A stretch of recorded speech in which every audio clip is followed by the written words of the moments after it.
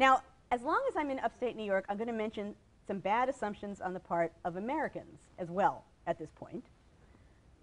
There was always the feeling in America, and particularly during the very beginning of the war, that Canada was just waiting to be liberated from England, right? That Quebec is just waiting to be the 14th state. So after winning Ticonderoga, part of the American army actually went north to attack Quebec and free it, right? This idea like, free Canada! Canada doesn't want to be freed. It's just these Americans that are like, yeah, they're just waiting for us to come. So they staged this attack on Quebec to free it.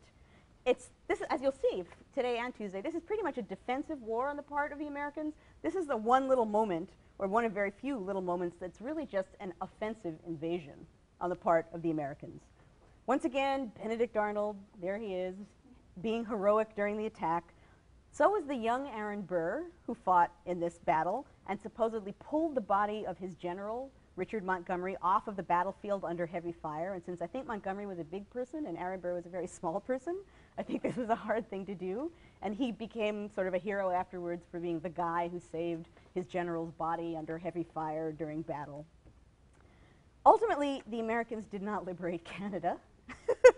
The Canadians just were not interested in joining the American war effort, not even when a delegation from the Continental Congress arrived in Canada, led by Benjamin Franklin, to negotiate with the Canadians about joining the revolt. So the Americans are serious about this.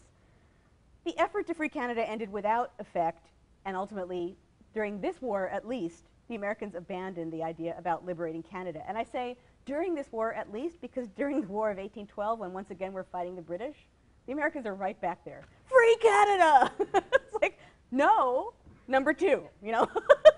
Go away. But they're back. They're persistent.